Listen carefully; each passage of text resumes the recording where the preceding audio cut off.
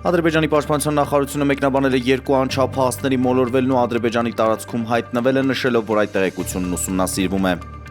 Վարչապետ Նիկոլ Փաշինյանը հյուրընկալել է պաշտոնական այցով Հայաստանում գտնվող Ռուսաստանի Դաշնային ժողովի դաշնության խորհրդի նախագահ Վալենտինա Մատվիենկոյի գլխավորած պատվիրակությանը։ Հանդիպման ընթացքում կողմերը մտքեր են փոխանակել Հայաստան-Ռուսաստան օրակարգի մի շարք հարցերի շուրջ, ներառյալ միջխորհրդարանական ձևաչափով շփումները, տնտեսական եւ մշակութային կապերը։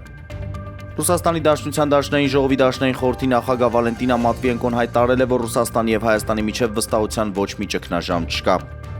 Ազգային ժողովի նախագահ Ալեն Սիմոնյանը հայ-ռուսական միջտարածաշրջանային համագործակցության 10-րդ համաժողովում ունեցած ելույթում նշել է, որ միջոցառումը տեղի է ունենում մեծ հաղթանակի օբելյանական 80-ամյակի համատեքստում։ Այսօր, երբ աշխարհը բախվում է բազմաթիվ մարտահրավերների եւ վերափոխումների, առավել քան երբևէ կարևոր է պետությունների եւ տարածաշրջանների կայուն փոխշահավետ, երկարաժամկետ համագործակցության եւ դրանց զարգացման ուղղված քայլերը, նշել է նա։ Վրաստանի գյուղատնտեսության նախարար Դավիթ Սոնգուլաշվիլիի այցը Հայաստան չեղարկվել են, այսօր պետք է ժամաներ Երևան կոնյակով բեռնված բեռնատարների հարցը քննարկելու էկոնոմիկայի նախարար Գևորգ Պապոյանի հետ։ Էկոնոմիկայի նախարարությունից հայտնել են, որ այցը տեղի չի ունեցել, Վրաստանի գյուղատնտեսության փոխնախարարը կապ է հաստատել Պապոյանի հետ ներողություն խնդրել ու հայտնել, որ նախարարն աշխատանքային ծանրաբեռնվածության պայմանավորված չի կարող գալ, փոխարենն ինքը կգա։